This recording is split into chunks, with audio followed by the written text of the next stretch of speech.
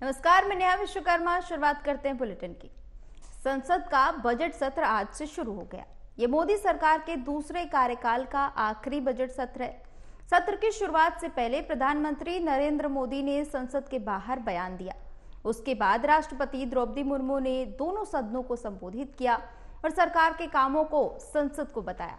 बता दें कि वित्त मंत्री निर्मला सीतारमण 1 फरवरी को देश का बजट पेश करेंगी, लेकिन उससे पहले हमारे संवाददाता नागेंद्र भाटी ने किसानों से उनकी बातें जानने की कोशिश की। इस रिपोर्ट में देखिए। 31 जनवरी को लोकसभा का बजट सत्र शुरू होने वाला है। इसमें मोदी सरकार के दूसरे कार्यकाल का अंतरिम बजट पेश होना है। क्या क्या इसमें रहेगा, किस तरह की जो डिमांड है वो जनता अपने वित्त मंत्री से चाहती है, क्या क्या वित्त मंत्री के पिटारे से निकलेगा, इसी पर बात करने के लिए आज हम देश के अन्नदाता किसानों के बीच में हैं। किसानों से जानने की कोशिश करेंगे कि जिस तरह से लगातार प्रधानमंत्री नरेंद्र मोदी कहते हैं कि वो किसानों की आय दोगुनी करना चाहते हैं, तो वो आखिर इतनी महंगाई के दौर में किस तरह से हो सकती है। और जब अंतरिम बजट आने वाला है, एक तरह से कहें कि चुनावी बजट आने वाला है, तो वित्त मंत्री के पिटारे से किसानों के लिए क्या निकले, क्या उम्मीद हमारे देश का अन्नदाता करता है, वो हम इस वक्त किसानों के बीच में हैं, किसानों से जानना चाहते हैं। मैं आपसे ये जानना चाहता हूं कि अभी अंतरिम बजट आने वाला है, उसमें आप क्या मांग रखते हैं या क्या उम्मीद रखते हैं अपने देश की वित्त मंत्री से? देखो साहब नमस्कार। देखो किसान जो है ना इस टाइम ना सरकार पर बहुत आश्रित हो चुका है, क्योंकि एक तो मौसम का उतार चढ़ाव बहुत ज़्यादा होने लगा है। हमारी लागतें बहुत ज़्यादा बढ़ रही है, क्योंकि अब हर चीज़ तो एक मॉडर्न तरीके से होने लगी। इरिगेशन जो है वो बिजली के ऊपर या पेट्रोल के ऊपर डिपेंड है। उसमें यदि सरकार राहत ना दे तो बजट काफ़ी बढ़ जाता है हमारा। बीज हैं, नए नए हाइब्रिड बीज आ रहे हैं, तो उनमें हमें छूट मिल जाए तो हमारे लिए उतनी लागत हमारी कम होगी। खाद है, केमिकल खादों में सब्सिडी वगैरह वैसे सरकार को काफ़ी कोशिश कर रही है, फिर भी और थोड़ा हमें मिल जाए तो हमारी लागत कम हो जाए। हम सबको किसान जो है लागत से बहुत परेशान है। दूसरा क्या है, रेट अब देखना, आलू के रेट अभी पिछले महीने कितने कम थे। गन्ने का जो पेमेंट है वो उस पर इशू है रहता ही है हमेशा। तो किसान की जो लागत है ना, और उसको यदि कैलकुलेशन किया जाए उससे, उसके प्रॉफिट से, तो वो बहुत कम मार्जिन है। इसलिए किसान तो ये चाहता है कि सरकार जितनी ज़्यादा से ज़्यादा मदद करे, सरकार को करना भी चाहिए, क्योंकि हमें उस मूल्य पर नहीं मिलता, महंगाई को सरकार को रोकना पड़ता है। तो इसकी वजह से हम चाहते हैं कि किसान जितना सरकार जितना हमें फ़ायदा दे दे बजट में। हर कोई आदमी बजट में अपने फ़ायदे के लिए बात करता है, तो किसान तो पूरी तरह डिपेंड है इस टाइम सरकार के ऊपर। अच्छा, एक चीज हमेशा किसान नेता खास तौर से ये मुद्दा उठाते रहते हैं कि हर किसी को मार्केट में अपने माल की कीमत तय करने का अधिकार है, लेकिन एक किसान ही ऐसा है जिसका जो सरकार ने भी मूल्य तय कर रखा है वो भी नहीं मिलता है। तो इसमें आप क्या उम्मीद रखते हैं? देखो, ये बीच में जो दलाल बैठे हैं वो कम से कम हो जाएँ। देखो, किसान का जो रेट है ना वो महंगाई के ऊपर डिपेंड है, क्योंकि वो खाद है। तो भाई जो उपभोक्ता है उसको भी कंट्रोल रखना पड़ता है किसान को।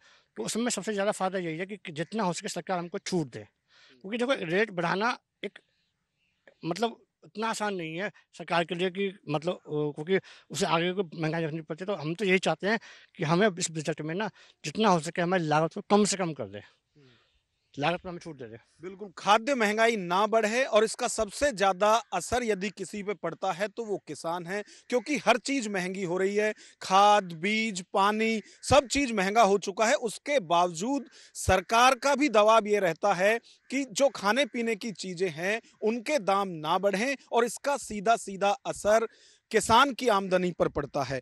आप क्या उम्मीद रखते हैं अपने वित्त मंत्री से? हम तो ये चाहते हैं कि जो किसान खेती में यंत्र यूज करते हैं उसके लिए डीजल का बहुत ज़्यादा कंजम्पशन होता है, और डीजल के ऊपर किसानों को सब्सिडी मिलनी चाहिए खेती के लिए स्पेशली, क्योंकि जितना भी जो भी अनाज है, सब्जी है लगती है, उसके लिए ट्रैक्टर का प्रयोग करते हैं किसान, और उसमें डीजल का कंजम्पशन होने की वजह से उनकी कास्टिंग बढ़ती है। बिजली पे भी उनको थोड़ा सब्सिडी मिलनी चाहिए। और किसानों को जो बिचौलिए हैं उनके बीच में बहुत बड़ा, जो किसान उत्पादन करता है और जब एंड प्रोडक्ट जब उपभोक्ता तक पहुंचता है, उसके बीच में बिचौलियों के द्वारा बहुत ज़्यादा रेट में मार्जिन लिया जाता है, जबकि किसानों को बेनिफिट नहीं मिलता जिसके वो हकदार हैं। तो उनको सही रेट मिले, सही आमदनी मिले, उनको डीजल में सब्सिडी मिले, इलेक्ट्रिसिटी में सब्सिडी मिले, तो किसानों को थोड़ा राहत मिल सकती है। हम तो वित्त मंत्री से यही चाहते हैं कि वो किसानों पे ध्यान दें और उनको जो भी जरूरी है उसमें थोड़ा सा राहत प्रदान करें रेट में। अच्छा, कोई ऐसी उम्मीद आप रखते हैं, क्योंकि बड़ी तादाद में ऐसे किसान हैं जिन्होंने सरकार से लोन तो ले लिया है लेकिन वो चुका नहीं पा रहे हैं। उसमें कई बार रिकवरी होती है, मानो ट्रैक्टर के लिए लिया है तो ट्रैक्टर उनका ले जाते हैं, या जमीन पर किसी तरह से ले रखा है, तो बहुत ज्यादा दिक्कतें हैं। तो क्या ऐसी कोई उम्मीद आप रखते हैं, जब उद्योगपतियों के भी होते हैं तो किसानों के भी हों? जरूर होना चाहिए जी। किसानों की हालात समय के साथ मौसम के ऊपर बहुत ज़्यादा निर्भर है। कभी ज़्यादा बारिश हो गई, कभी बारिश नहीं हुई। इसके आधार पे उनके उत्पादन में बहुत बड़ा अंतर आ जाता है और कई बार उनकी हालात इतने मतलब निचले स्तर पे पहुंच जाते हैं कि वो जो गवर्नमेंट के बैंक हैं उनकी किस्त को ना भर पाएं। तो इसके लिए गवर्नमेंट को भी थोड़ा ध्यान देना चाहिए किसानों पे। जो निर्धन हैं, जिनके पास ज़मीन नहीं है, जो गरीब तबके के हैं और उन्होंने लोन लिया है बैंक से, तो बैंक उनको थोड़ा रियायत दे, कुछ टाइम के लिए लोन में ज़रूर छूट दे, जिसकी वजह से वो आने वाली अगली फसल में वो उसकी रिकवरी दे सकें गवर्नमेंट को। एक प्रधानमंत्री मोदी की तरफ से कई बार कहा गया है फसल बीमा कराया जाए, क्योंकि सरकार भी शायद ये जानती है, मानती है कि मौसम के ऊपर बहुत ज्यादा डिपेंड किसान हो गया है। तो कई बार फसल बर्बाद हो जाती है, बहुत नुकसान होता है, कभी ओले पड़ गए, कभी बारिश नहीं हुई। तो इसका क्या और प्रचार होना चाहिए, फसल बीमा जो योजना है सरकार की? क्योंकि योजनाएं तो बहुत अच्छी अच्छी आ रही हैं, पर ना क्योंकि किसान और अधिकारी जो इन योजना को लागू करते हैं उनके बीच में गैप इतना बड़ा है कि ये योजना धरातल पे नहीं पहुंच पा रही। आप सर्वे कर लो किसानों के पास जाके ना कि किन के पास योजना है। देखो, कहने से बहुत अच्छी बात है, सरकार कोशिश कर रही है, बहुत बढ़िया बात है, पर जो गैप है ना, जब तक उसको फुलफिल नहीं किया जाएगा ना, तब तक किसान के पास ये चीज़ें नहीं पहुँचती। हमारे देश में सबसे बड़ी कमजोरी ये है कि ना, जो प्रशासन है और जो किसान है उसकी दूरी बहुत ज़्यादा है। वो दूरी जितनी कम से कम हो जाएगी, सरकार बहुत कोशिश करी है, सब्सिडियाँ भी सरकार देती है। हमको पता है खाद में यूरिया पे, डीएपी पे सरकार ने बहुत सब्सिडी दी हुई है। हम खुद देखते हैं, चल तो कट्टे पे लिखा हुआ रहा है ना, मोदी जी का चेहरा बना रहा है कि इतने रुपए, लगभग 1000 रुपये से ऊपर तो यूरिया पे पड़ रही है सब्सिडी।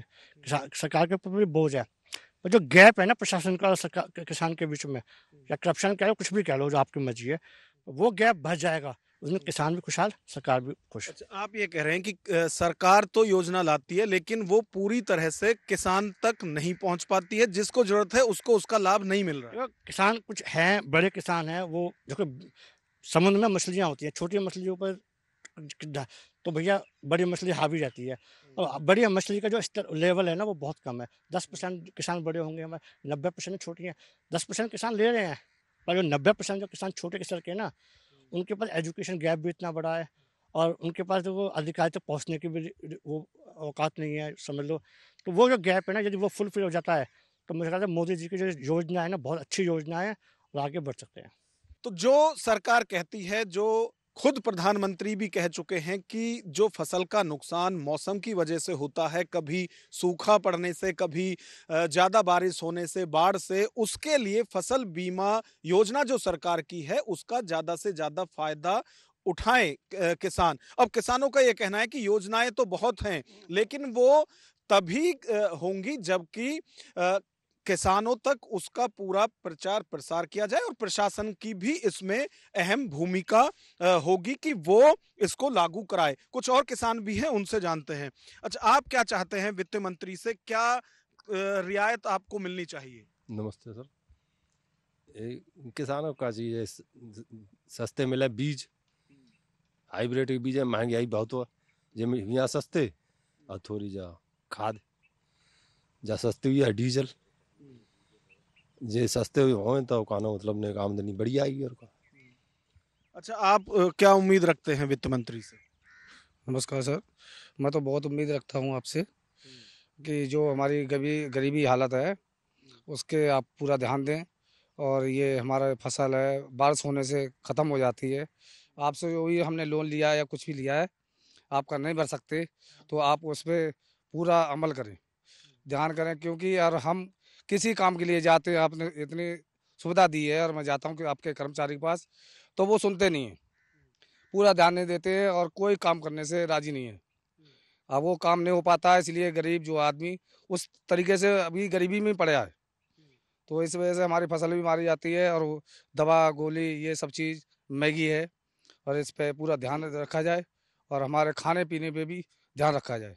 अच्छा, क्या जो आप कह रहे हैं कि लोन लिए रखते हैं, उसका क्या चाहते हैं? जो नहीं भर पा रहे हैं उनके लिए सरकार क्या करे? उनके लिए सरकार माफ़ करे, या किसी हिसाब से माफ़ पूरा नहीं कर सके तो छूट करे, ये पूरा ध्यान रखे।